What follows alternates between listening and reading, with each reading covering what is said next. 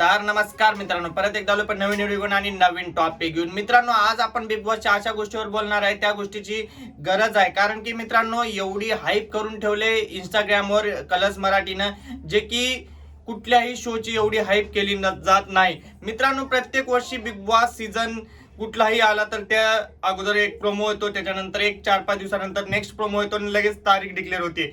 पण ह्या सीझनला असं काहीच नाही. ह्या सीझनला फक्त म्हणजे हाईप करून ठेवली.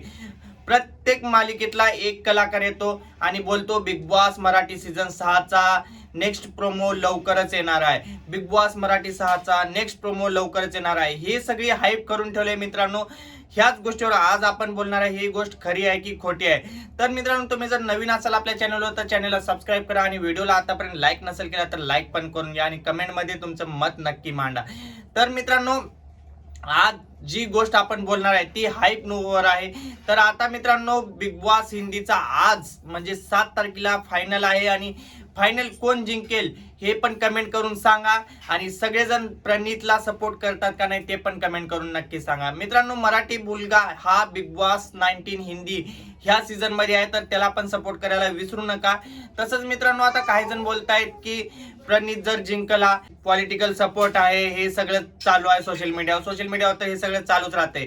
तर आपल्या मराठी बिग बॉसचा विषय राहिला तर मित्रांनो, फक्त आणि फक्त इंस्टाग्रामवर ह्या लोकांनी हाईप करून ठेवले, बाकी काहीच नाहीये. बिग बॉसचा सेकंड प्रोमो जे आहे ते मित्रांनो 8 किंवा 9 तारखेला मित्रांनो बघायला भेटेल. कारण की मला असं वाटतंय की 8 किंवा 9 तारखेला का, त्याचं एक रिझन आहे मित्रांनो. आजपर्यंत जर त्यांना बिग बॉसचा सेकंड प्रोमो दाखवायचा असता तर कधीच दाखवला असता. बिग बॉस हिंदी संपायची वाट बघितली नसते. आणि दुसरी गोष्ट मित्रांनो, बिग बॉस मराठी सीझन 6ची एवढी हाईप करून ठेवले की हिंदी बिग बॉस मध्ये रितेश दादाला पाठवून त्याच्यानंतर तिथेही मराठी बिग बॉसचं प्रमोशन करण्यात आलं आहे.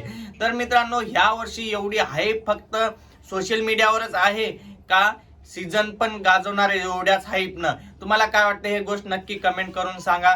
आणि आतापर्यंत जे कलाकार म्हणजे थोडे कलाकार जे पुढे येत आहेत मित्रांनो, काही कलाकार असे पण आहेत की ते कन्फर्म झालेले आहेत आणि त्यांची लिस्ट पण आहे आपल्याकडे, पण ते आपण दाखवू नाही शकत. त्याचं एक रिझन आहे मित्रांनो, कारण की त्या लोकांची मी स्क्रीनशॉट पण काढून ठेवलेली आहे की मी बिग बॉस मध्ये येतोय म्हणून अशा स्टोरी टाकली होती.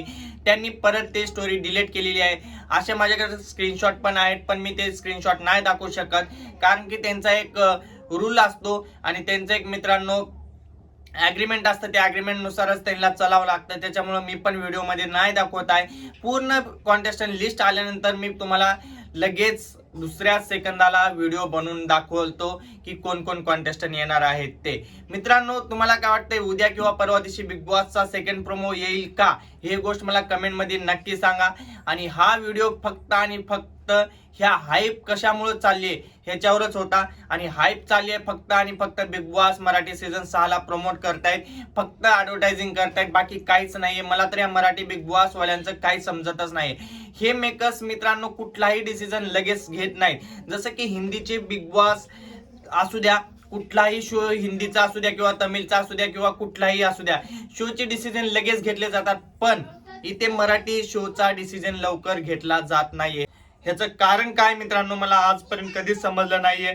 तर मित्रांनो, चला बाय बाय. व्हिडिओला आतापर्यंत लाईक नसेल केला तर लाईक करून घ्या आणि कमेंट मध्ये तुमचं नक्की मत मांडा. चला बाय बाय.